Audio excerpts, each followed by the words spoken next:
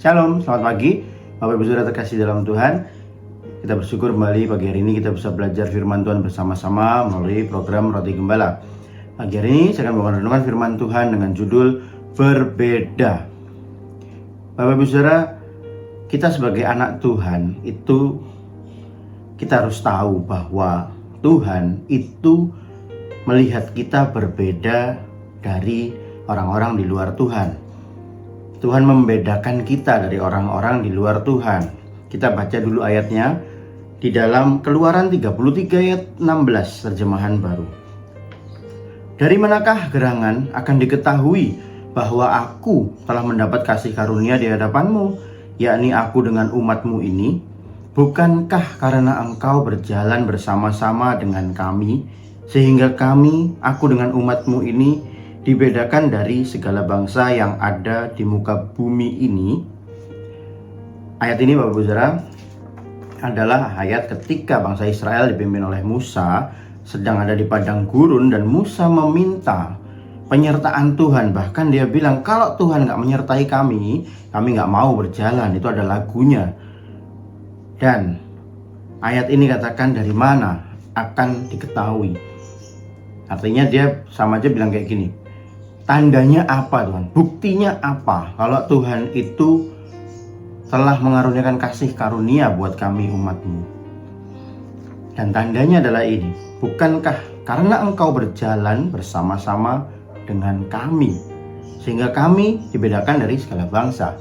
Jadi Bapak Ibu Saudara, kalau kita lihat ayat ini yang membuat bangsa Israel ini berbeda dari bangsa lain di luar Tuhan, yaitu keberadaan dan penyertaan Tuhan.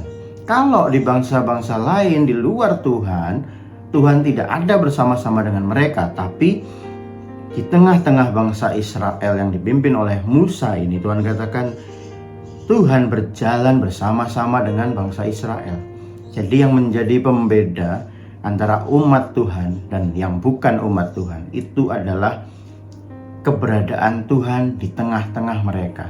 Demikian Bapak Ibu Saudara, hidup kita sebagai anak Tuhan, oleh Tuhan dibedakan dari orang lain di luar Tuhan. Dan yang membuat kita berbeda itu hanya satu, yaitu kita punya Tuhan, Tuhan Yesus.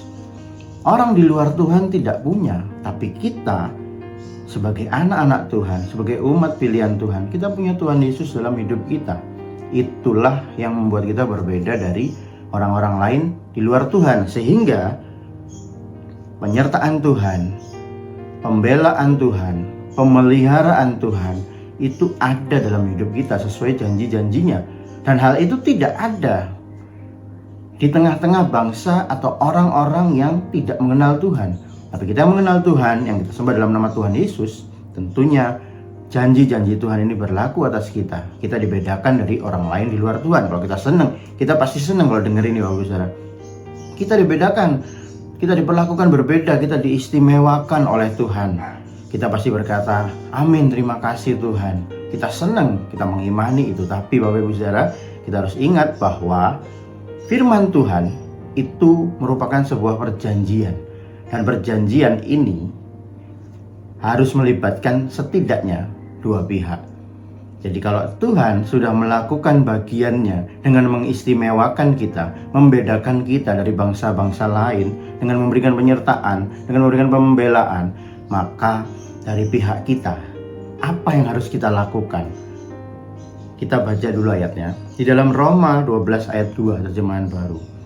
Janganlah kamu menjadi serupa dengan dunia ini, tetapi berubahlah oleh pembaharuan budimu, sehingga kamu dapat membedakan manakah kehendak Allah, apa yang baik, yang berkenan kepada Allah, dan yang sempurna. Di ayat ini Bapak Ibu Saudara dijelaskan, kalau tadi bagian Tuhan sudah menjamin bahwa kita dibedakan dari bangsa-bangsa lain. Tuhan sudah menjamin penyertaan, pemeliharaan, dan pembelaan Tuhan ada atas hidup kita. Maka di dalam ayat ini bagian kita adalah kita sendiri membedakan hidup kita dari orang di luar Tuhan. Apanya?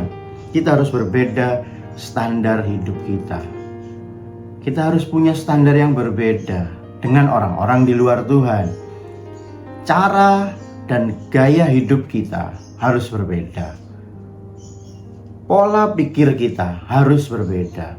Cara kita menyikapi dan menyelesaikan masalah harus berbeda dengan orang-orang di luar Tuhan.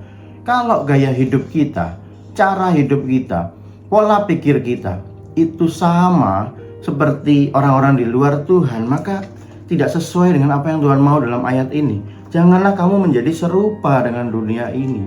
Tuhan mau kita menjadi berbeda. Kalau Tuhan sudah bedakan kita, maka kita pun harus menjadi orang yang berbeda. Berbeda dalam cara hidup, gaya hidup tadi saya sudah katakan, berbeda dalam pola pikir. Jangan katakan Tuhan, zaman sekarang melakukan ini dan itu sudah biasa lah. Masuk ke tempat-tempat ini dan itu sudah biasa lah. Makan dan minum, mengkonsumsi ini dan itu sudah biasa. Zaman sekarang kok. Bapak Ibu Saudara, yang Tuhan mau, kita punya standar hidup yang berbeda. Kita berbeda dalam cara dan pola pikir kita, gaya hidup kita. Kita harus berbeda. Jangan kita hanya menuntut Tuhan. Tuhan, bedakan aku dari orang lain di luar Tuhan. Mana Tuhan berkat-Mu, mana penyertaan-Mu, mana pembelaan-Mu, mana pemeliharaanmu. Kita menuntut Tuhan membedakan kita dari orang lain, tapi kita sendiri tidak mau menjadikan hidup kita berbeda dari orang di luar Tuhan. Bapak Ibu Saudara, di kesempatan lain saya akan bahas bagaimana kedewasaan rohani seseorang itu akan membuatnya berhenti bertanya, Tuhan, boleh nggak aku lakukan ini? Boleh nggak aku makan minum ini? Boleh nggak aku keluar masuk tempat ini? Yang tadinya kita bertanya, Tuhan boleh atau tidak? Kalau kita semakin dewasa dalam Tuhan, kita semakin tahu firman Tuhan, kita semakin kenal pribadi Tuhan, maka pertanyaan kita bukan lagi boleh atau tidak, tapi kita akan bertanya kepada Tuhan.